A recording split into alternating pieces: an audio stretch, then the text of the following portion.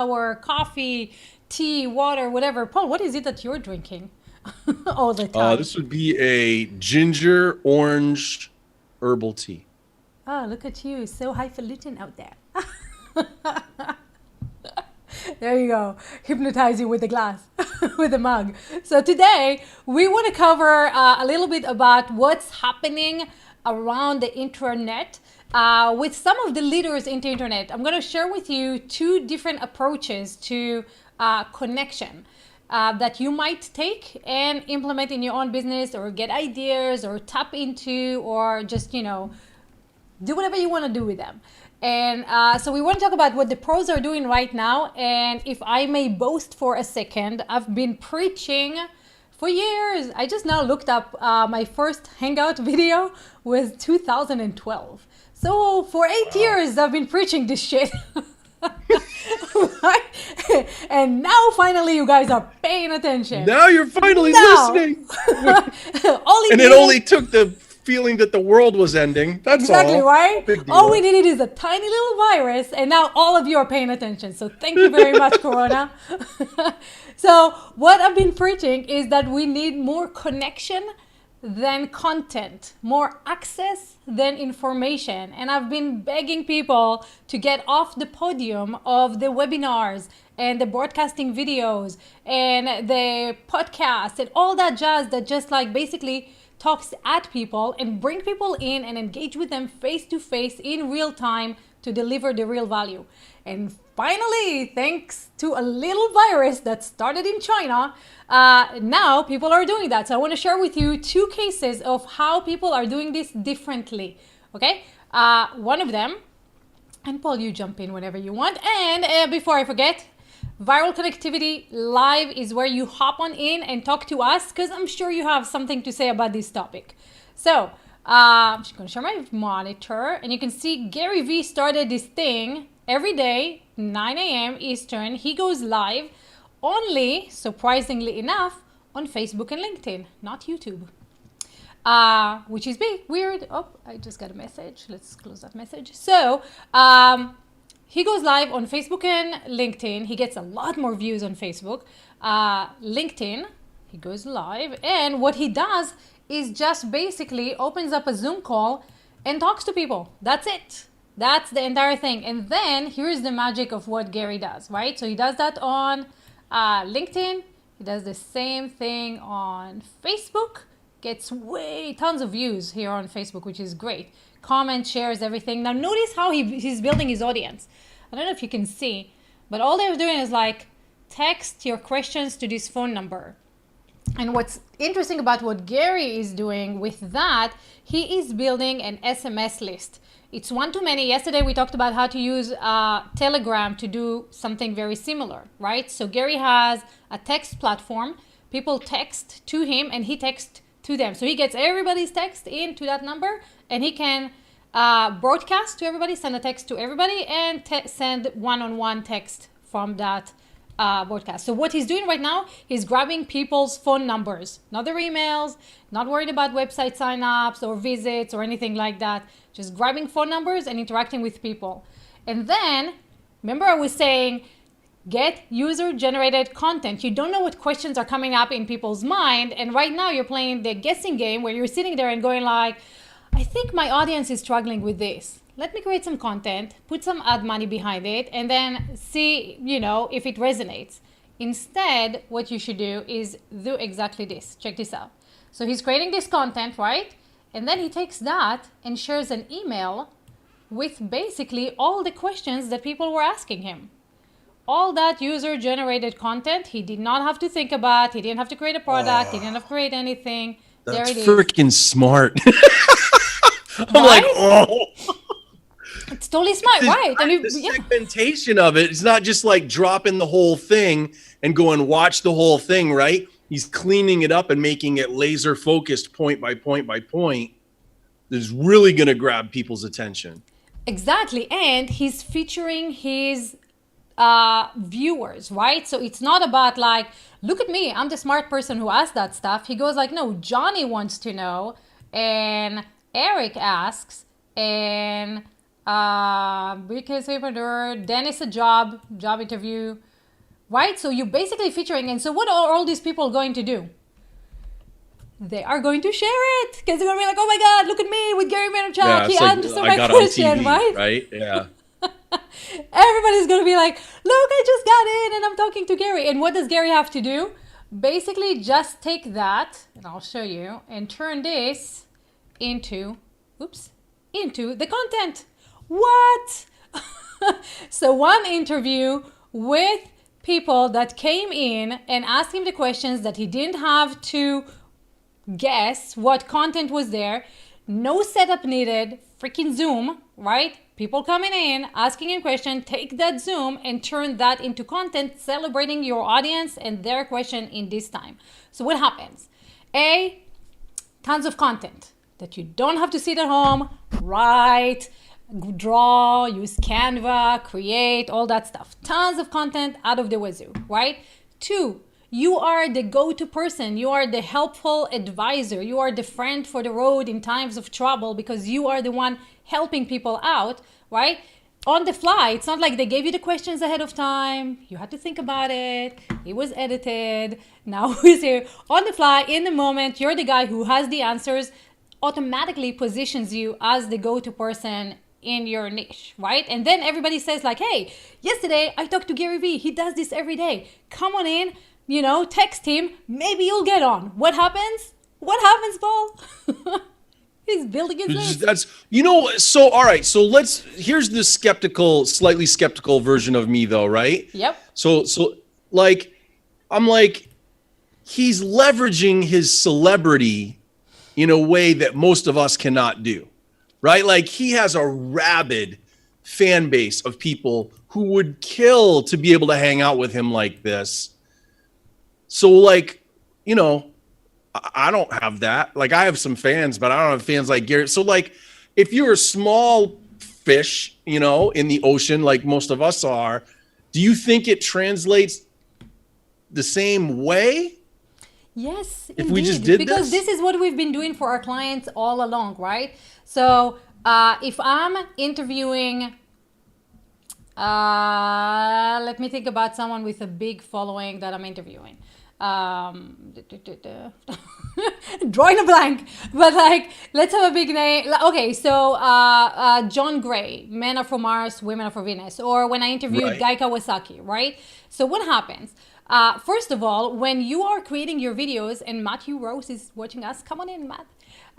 So when you are interviewing these guys, SEO automatically is out there, right? And it doesn't happen on the first day. Right? So you and I are doing this right now. We don't have we're not Gary, but we're building consistency and we're building an audience and people are popping up and they're watching us and they're coming to the website and they're opting in and they're sending questions and that builds up. So Gary did not start today with the coronavirus to go live, right? He started, was it 2000 and whatever when YouTube came out, right? Yeah, he back in his wine library days. Yeah. Yeah. So, which is funny because today he said to someone jumped in and said, I feel so bad because I'm ADD and I like so many things and I want to do so many things. So I feel like I should focus on one thing. And Gary was like, yeah, that's totally fine. That's okay because I focus on a billion things. And I'm like, right, but you didn't start focusing on a billion things. You started focusing on wine library, right? So you grew wine library to a point where now you have the time and the money to leverage other people and now focus on another thing, on media, right? But that you didn't start like, okay, now I'm going to focus on 5 things and all of them are going to be successful, right? It was just one thing, wine media, and he built his brand and the brand was through engagement, right? He was posting videos, but then all night long he was engaging with people. And so he's walking his talk forever and he built a loyal audience that he's taking with him through time. That's the part that I do admire the most about him is that I used to have Twitter and I used to respond to some of his stuff on Twitter and 2 different times he responded to me on Twitter. I emailed him once and he responded back to me. Nice. I mean, this guy has thousands of people reaching out to him every single day. And he really does do that. He's working the relationships with people he doesn't even know. He totally walks his talk in that way, in a way that the scale at which he does it, I'm like, I do it, but not even close to the scale that he does it at. It's really, really impressive. Yeah, right. And what I love about him also is like he's Gary, right? So he's cussing and he's out there and he's loud and he's rude, right? But it's like that's Gary, and he didn't change himself to be like, okay, now I need to learn copywriting and let me be nicer and let me tone myself out, right? He's very divisive. What do you get? I'm going to pause you in the middle of this stuff. Polarizing. Thank you. Thinking of. I have the English major with me too. Yeah, there's very few middle ground people with GaryVee. They either love him or they hate him. Right, and but those who love so those who love him can't stop talking about him, and those who hate him can't stop talking about him because they hate him. Right, he kind of wins either way, right? Yeah, he gets attention either way. Yeah, Totally. and he's really good. He's consistent in that message too, that I think brings value to all of us. He talks over and over and over again about doubling down on your strengths. Yep. And so he's really good about like, I don't try to be something I'm not. I stick with what I know I'm good at. I stick with what I know I am, and I just keep doing it. And if you don't like it, there's a million other people out there. Yep. And I think that's really, really great. I think it's smart. Which allowed him to build such a loyal audience. So today, in 2020, he can say like, hey everybody, let's just talk. And everybody's like, oh my God, I get to talk to you. This is fantastic. But even if you're not GaryVee, you can still do that. And I'm going to show you another example of how other people are doing this. So Grace from LinkedIn says, sometimes it pays to be a thought leader. I think it always pays to be a thought leader, no? Well, maybe. I don't know. I feel like that's a trick question almost. I'm like, yeah, of course. But I'm like, maybe not. I don't know. It's a little bit like a fortune cookie there. I think it does. I'm going to say yes. I think yes. Yeah, I think it always, the word thought is always good to have in your title. Here's the challenge. I think when you're a thought leader, you become something of a target. And I think in that way, it's definitely one of the hard things that comes with it. And Gary's a good example of that. Is I've seen people run editorials really coming after him. Yeah. I've seen different people target him over the years. I started watching him all the way back in the Wine Library days when he was just on YouTube at first, and I've kept track of what he's doing ever since. And he definitely, again, it's one of his greater qualities is he's really good at not caring about that stuff, and most of us aren't. It's one of the harder things about getting into that world where you get trolled and you get targeted, and he handles it really well. Yeah, and I think that's one of the could be the scary things about becoming famous, right? Like all of a sudden everything, like all your private stuff is in the checkout aisle. So that can be scary, but once you get to that point, I think most people kind of know how to handle it. I hope so. So I don't know, Grace, do you feel like you are a thought leader, or do you want to be a thought leader, or do you not want to be a thought leader because of these things? Let us know. And then a beer is saying, I'm loving this live video. Will you be able to share a recording to my team? Sure, take all our stuff. It's right here. Viralconnectivity.com/love. Grab whatever you want, share it with everybody. Actually, if you're watching us right now, share. Come on in, talk to us. That'll be fantastic. We want to talk to you. Okay, so that was one way, right? Gary Vaynerchuk going live every day, 9 a.m. Eastern on Facebook and LinkedIn only. And just talking to people and then taking that content and turning that into his content out there to bring more people into his SMS platform. So that's one way of doing it. The other way of doing it is, if I'm going to go to my Facebook page and scroll down, I'm going to show you guys. Scroll down. If you're watching us right now, say hi and hop on over and hey, Matt. And we're going to scroll past the jokes. Right, and all that jazz and all our lives, and right here on the bottom, come on,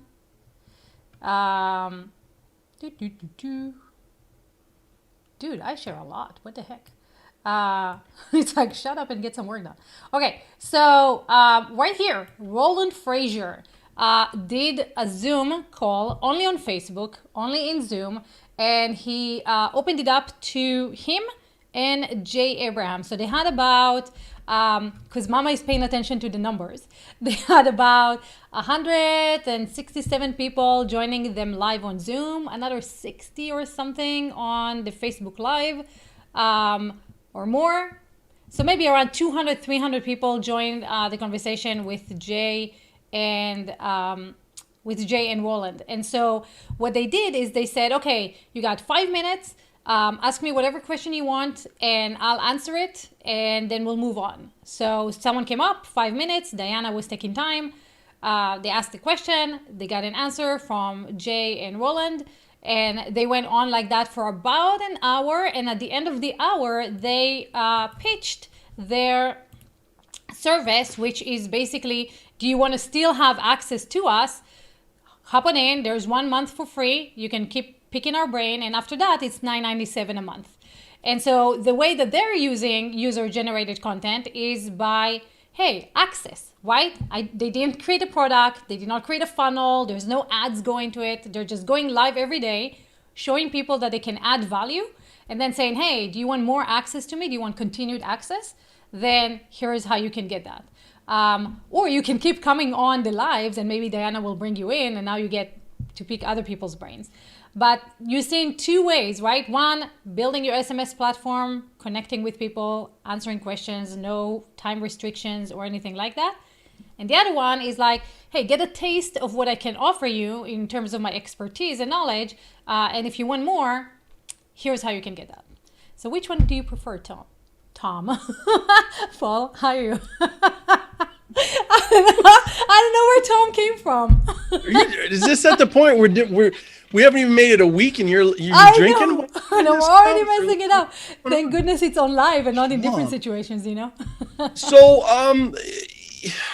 I like that idea of, I mean, they really are two different creatures, right? I mean, I respect both of them. I think that I almost feel like even though they're both these live video formats, I feel like they're really sort of apples and oranges. Totally. I mean, yes. Gary doing what he's doing is really a brand extension effort, right? And Roland and Jay, I mean, they're just directly monetizing and they're pulling people into almost like a mini live mastermind type of situation. Yes. So, yeah, it's cool. They're both cool. I don't know. So which one sits with you better? Because I know a lot of us are kind of like, you know, something in my tummy talks about like, well, you're pitching me at the end. It's not very helpful. The other one is like, I'm just talking to you, but I'm in a line of people to try to talk to you. Which one sits better with you right now? Honestly, it's not that one sits with me better than the other. I think they really are just different. I mean, look, Gary could turn right around and do the same thing, right? I mean, the guy runs $120 million a year agency. You know, like he could easily say, I'll mastermind you basically for $9.97 a month, and I think he'd fill it in a heartbeat. You know, like. But so I guess it's really like, what are you just trying to achieve?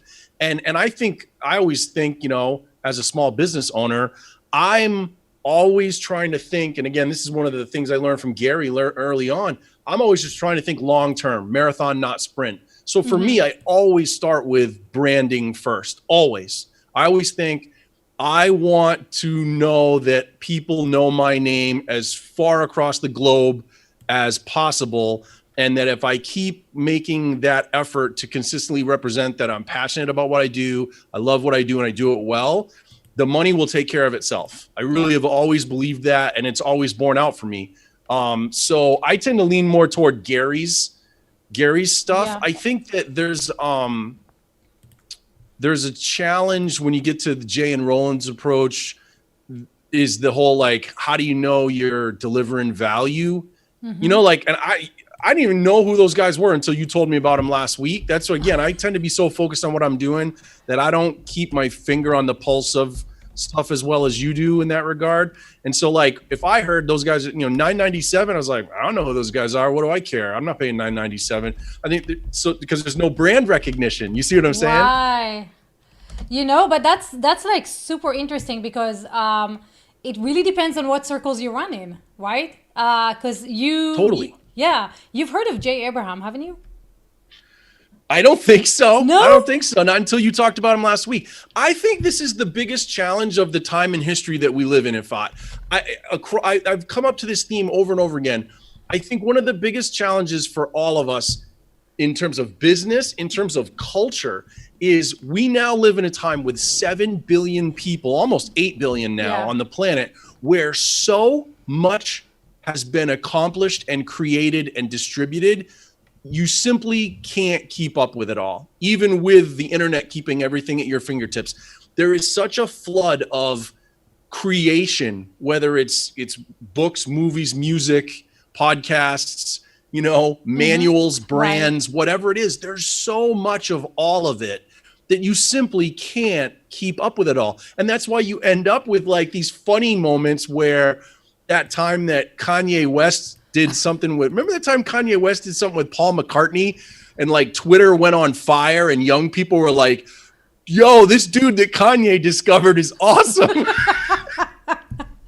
Like there's that, there's that kind of stuff and it keeps happening over and over again. Stuff that's old, but it's not like Shakespeare old, is like getting rediscovered because there's so much, like for young people, it's, what's Charlie D'Amelio and Logan Paul up to?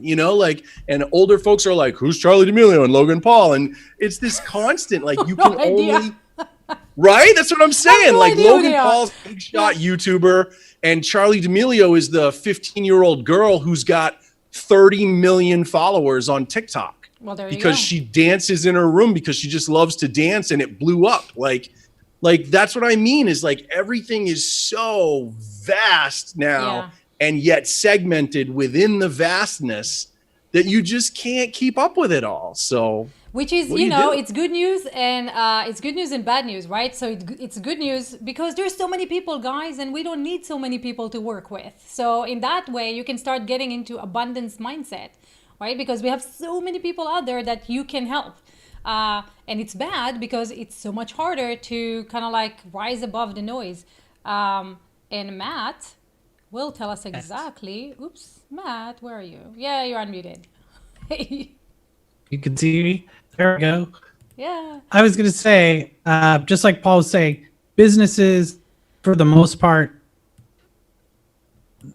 their problem is that they have an obscurity problem. So nobody knows who they are.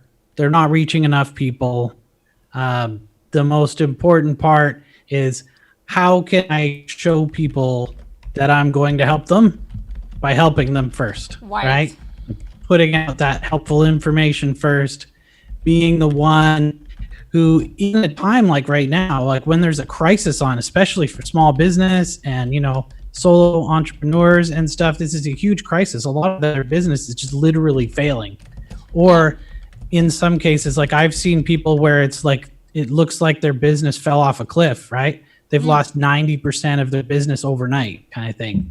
Wait, are you talking like talk retail? to anybody who's a retail? Are you talking? All kinds of businesses, right? Like not just the hospitality business.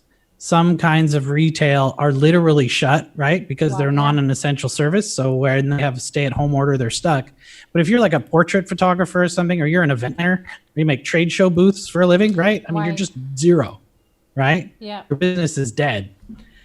And if somebody could come along, like maybe that's Paul or you or, Michelle or anybody who has ideas for these people and says, hey, you know what? Maybe you could be teaching, if you're a portrait photographer, maybe you can teach people how to use their cameras while they're at home and take better pictures of their kids because all their kids are at home because there's no school and there's no daycare. Right? If you give them that advice and it saves their business, they're going to remember you for a long time. Right? Yep. If you're the one who's giving them the resources, like this is how you apply for an SBA disaster loan, or this is how you get a hold of your local chamber of commerce so you can find out what resources are available to business owners. Those are the things that people are going to remember. And live streaming is a great way to get that information out because everybody knows right now, every 5 minutes, there's a new piece of information coming down the pipe. Everybody's sharing it on Facebook and chit-chatting about it. Most of that's not related to a business owner or a business audience. So if you're direct to consumer, then you want to change that message. But if you're talking to other business owners, and that's your market, which, at least Yifat, for you and I, that's our target. Right. We want to be helping those businesses not just have business continuity, but be able to survive in the long term and be ready for the avalanche of business that's going to come out the other side. Totally. We were like just talking about that. Was it yesterday, Paul, or the day before? We're talking about like, hey, this is all going to end, and there's going to be so many people who need to be reskilled, right? Or all of a sudden like rushing into new areas, or people who just need support, emotional support. There's going to be such an avalanche coming out on the other side. And I think right now we're all in kind of like, oh my God, the sky is falling mode, not being prepared for what's going to come, right? Yeah, I think that's one of the things that's challenging about human beings is that the way that we've evolved is we're like way more reactive than proactive. Mm-hmm. And so most people will just sort of wait until the dust settles and then go, well, what do I do now? Right. But if you can sit now and try to have some sense of, you can't have a crystal ball, but you can sort of start to get prepared for some possibilities. And I think it behooves each of us to do that. And we all have the time right now. So. Right. And it's very interesting to see, like, I was just talking to a friend of mine who just came by, and he's like, we're playing more board games and we're less on the TV and we're spending more time as a family and we're going for walks. And I'm like, man, a part of me wants this to last for like 2 months so that people actually, you build habits. It's not kind of like, oh, okay, now it's over. It's only 2 weeks. And now I'm back to my regular, spam, whatever I was doing before. But I'm like, let it last and let people kind of feel the quiet and kind of get used to the quiet. And maybe there'll be a little rebellion afterwards. People will be like, I don't want to drive and be stuck in traffic 2 hours. I can work from home. I did it for a month. Can we not continue doing that? Wouldn't that be great?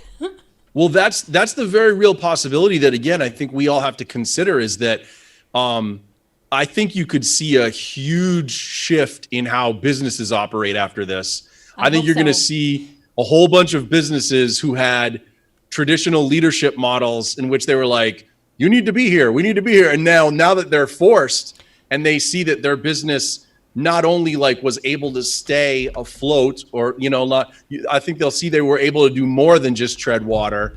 And so then it's going to be like, well, why should we have all these people and we're paying rent on an office this big when we could simply just have more and more people working from home and reduce costs? I really think there's going to be some kind of a movement there and other movements like that where I think the vast majority of people will want to go back to life the way they knew it. But I think there'll be some people who will go, why should we do that? We just learned we can do things differently and it works. So right.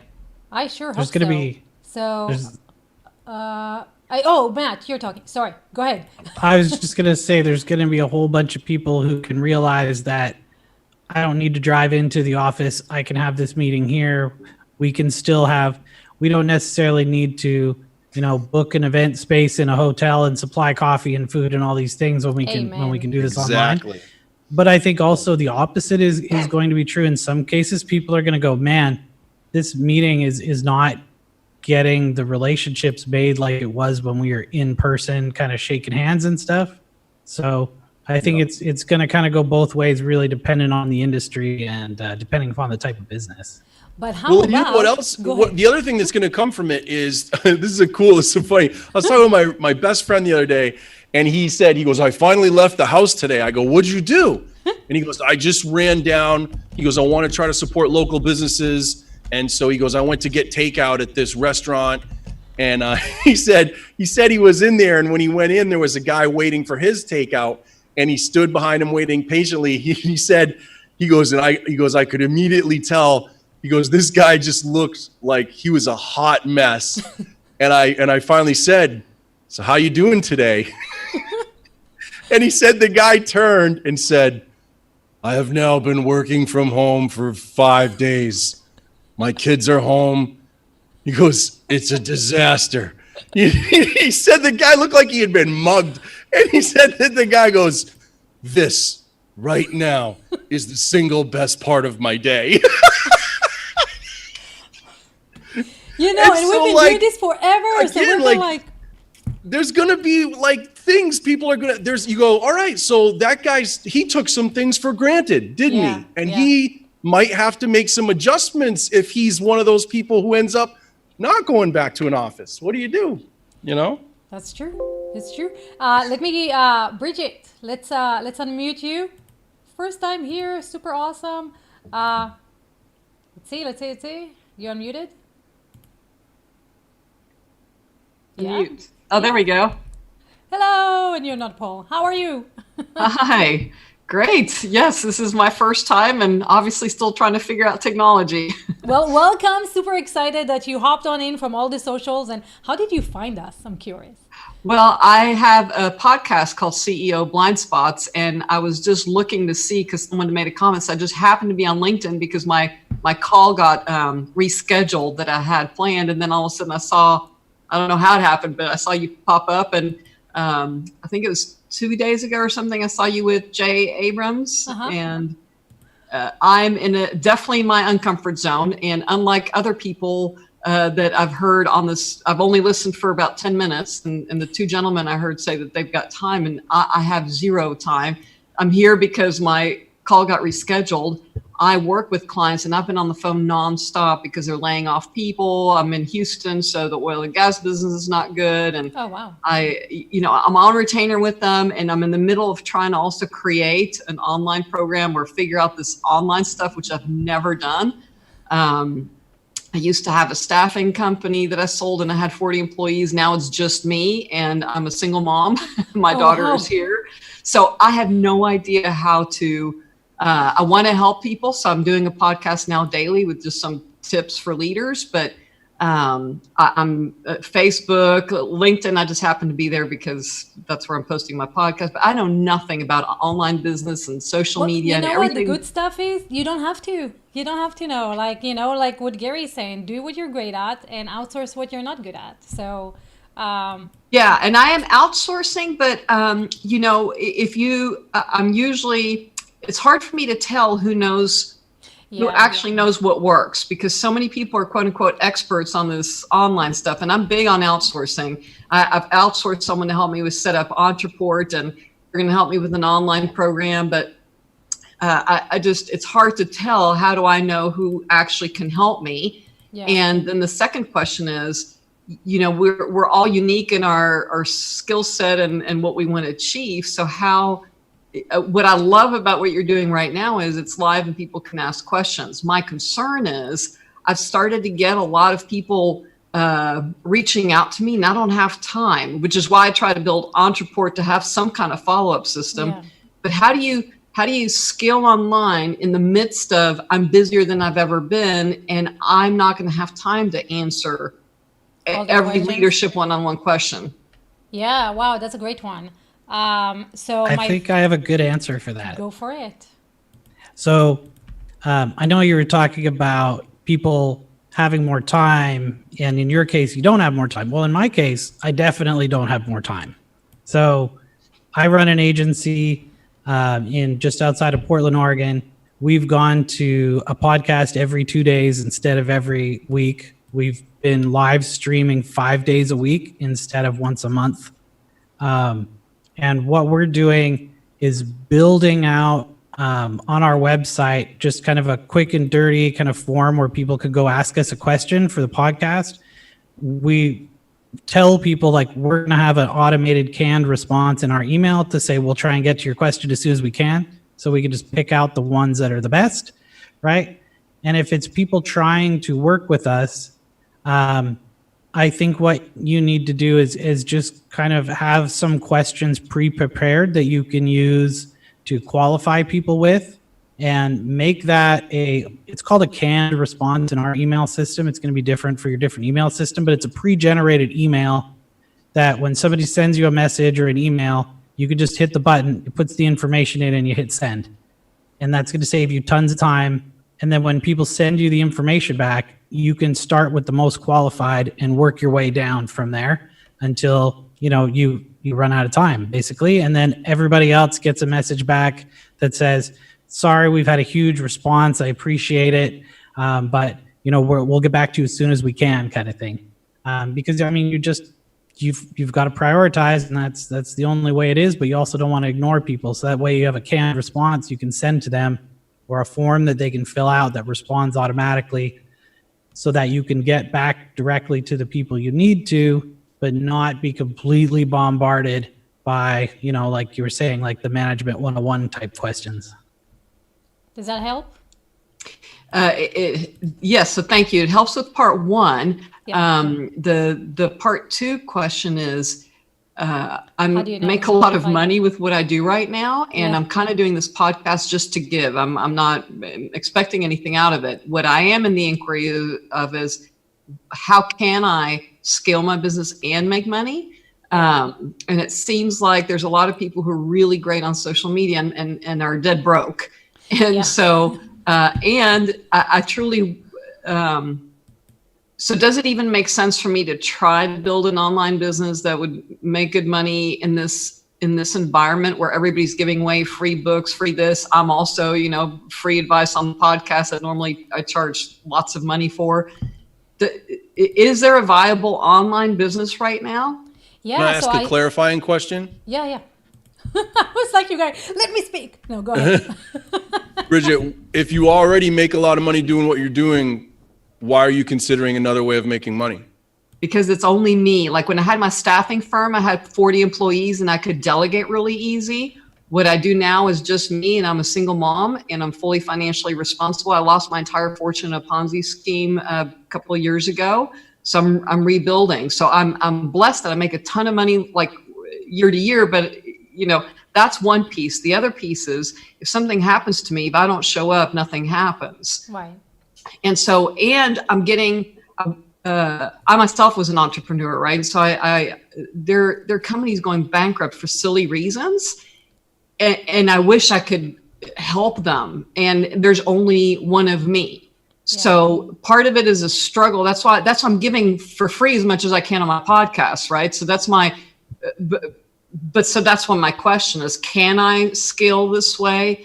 Or should I just keep, like you said, let me just keep focused on keeping my current clients and serving them, and just keep making money that way, and see this as a like 5% branding and whatever contributing.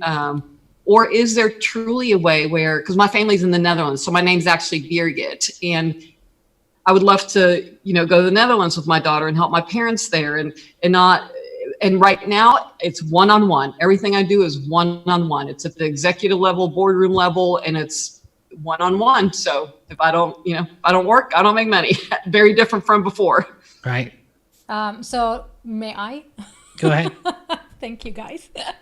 One of the easiest ways is what Roland is just doing, right? So he's not creating a product. He's not spending time on like creating courses and stuff and selling them. He's basically selling access to him.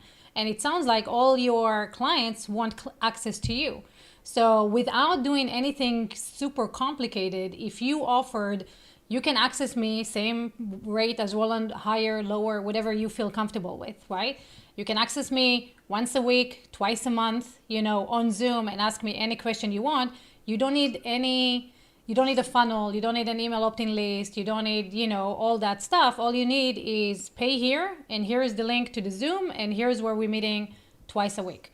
And now you have a group coaching, right? And then if someone needs more time from you, then you can be like, okay, great. We're going to do a mastermind just for 10 people, and the rate is going to be higher, and you guys are going to get more access to me. So the difference is, up until now, everybody's looking at content, right? Like, how do I create a product? How do I lead people through this and stuff? Which is what I'm getting advice to do. And I'm like... I know, right? But it's like what you're saying, like what we're talking about with Gary Vaynerchuk and Roland and all these other people. What we need is not more content, because we have tons of content on, like Paul was saying, way too much. We don't even know the people anymore, right? So it's not the content, it's the connection and the access that we need. And so if you can charge more for access rather than information, you can be like, hey, go watch that on YouTube. And if you want access to me, then join my program. It's $1,000 a month, 50, whatever you want it to be. And we're meeting on Zoom, and there's value in a group, right? Because you get to brainstorm with other people. Questions come up that you didn't think about. You learn from other people's experiences. It's not and you still get the one-on-one because you come in, you ask a question, just like we're doing right now, right? You and I am one-on-one, everybody else is listening and adding their 2 cents to that. So you can do exactly the same format. And if you need help, I can help you, Matt can help you, Paul can hypnotize you into knowing that this is a good idea. She doesn't need but our you're help. offering this for free, right? So what we're doing now, you're offering for free. So how do you make your money? My services are different. So my services are creating these type of shows and live events for people. What Paul and I are doing right now is same thing as Gary is doing. We're building our brand. We're helping people. We're getting user-generated content.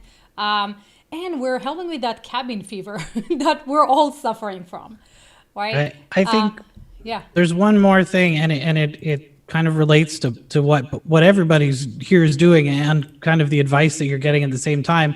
And I think that from my own personal perspective for our business is all of the content that we're producing is not necessarily because the people watching the content are going to become our customers. It's the people we're creating the content with that eventually become our customers or become referral partners, right?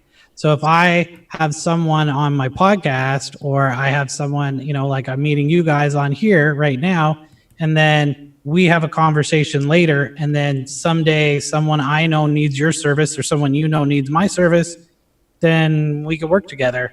And it's not necessarily about could be hundreds or thousands of people who read or see your content online. They might not necessarily be in a position to use your service, but usually the people who are going to be on your shows, if you're choosing those people or trying to find the people who are in your market to be on your show or people who know those people, then you can use that as the point of lead generation.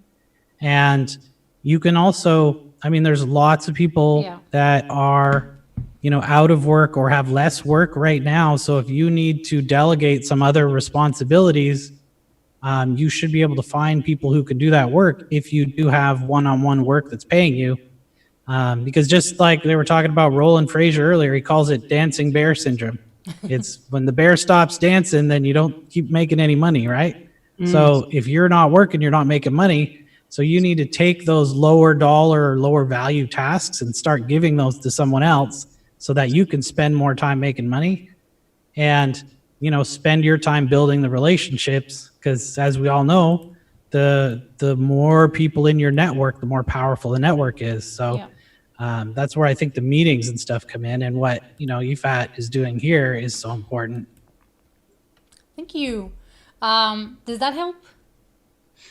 Yes, I'm gonna. I have about 20 more questions, but I thank you for providing this. I'll just be in. I know this is another lady who probably wants to ask questions. No problem. So we can follow up, and we can definitely help you figure this thing out. But I think you're in such a great position. So take a breather. Know everything is okay. You don't have to figure this whole internet thing out. Not today, anyway. And there are people who can help you definitely. So and it's so awesome that you moved from LinkedIn to the website and you hopped in and you messaged. Kudos for that, because not a lot of people do that. So high five. Thank you. And Michelle, you want to hop in? Just nod if you do. Yeah, awesome. Yeah, because Michelle has been with us for a little while. Yay! How are you? And I'm unmuting you. Or we both unmuting each other. Let's see. Ta-da! So you unmute you. How's that? Yeah? Yeah, there we go. Hey, good to see you. That have come in. Yay. So you've been joining us almost every day, which is fantastic to finally see your face and hear your voice. How you doing in these awesome times? Fantastic. I am super excited. I am going to turn your camera off. I was just so we too can late have to your video. get in on Paul's little conference, that occasional happy hour that follow local saxophonist, Patrick Lamb. So Michelle, is, we're having should a connection issue, very, very low bandwidth. So turn your camera off and we're going to try this again just with voice. How's that? And while you do that, I will, Jason T. Weiser, we haven't seen you since the Google Plus days, so awesome seeing you here. And Michelle is saying that, Michelle says, I think the most helpful thing is connecting with people watching. I did a live video the other day and was doing it with someone else, so kind of ignores those watching besides the quick hi. And afterwards I realized I should have really given more time to people watching. I believe it's all about connection right now. Yes, it is. Which is what is happening. And we give value by making people feel valuable, giving them attention. So yes, right on, spot on. And we have Pope from Twitter is saying this is going to change the world and that we are taking so much for granted. So yes, we are. And Michelle, you disappeared. Okay, so Michelle, let's try this again. Just unmute yourself. And there you go. Go ahead. I was just saying that I am there you go, you're fine. Excited about all the online resources. I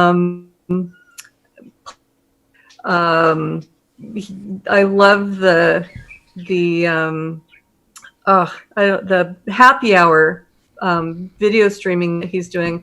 I'm super excited by the StreamYard technology, and it's giving me a lot of ideas about where I can take my business. Excited about all of it. That's fantastic. Except the terrible people who are all in the hospital. Right? Yeah, aside from that part, the world is so much better. That's a minor detail. Oh my God, it's so sad. But the other thing that's really helpful is hearing from a lot of the first responders and the nurses, because it's hard to know what kind of news is reliable. And hearing from people that I know online who know their doctor reporting, I mean, there's just such connection. Yeah. I think that you're absolutely right, Yifat, about the need for connection.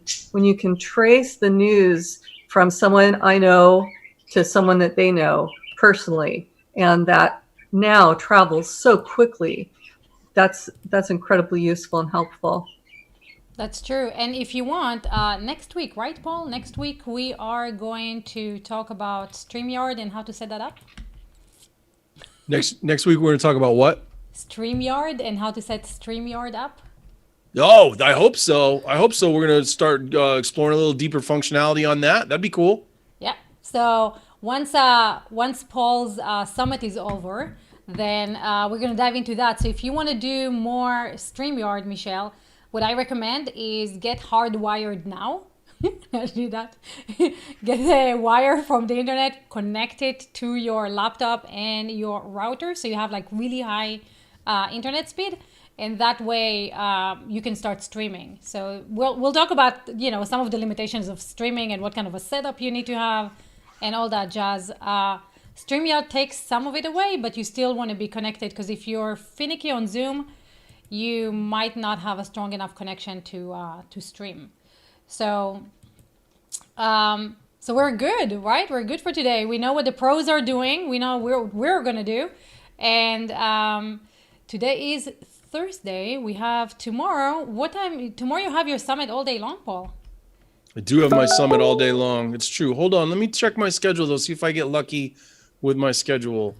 No, I am. I'm live with someone during our block tomorrow. So you're going to have to go without me, Yifat.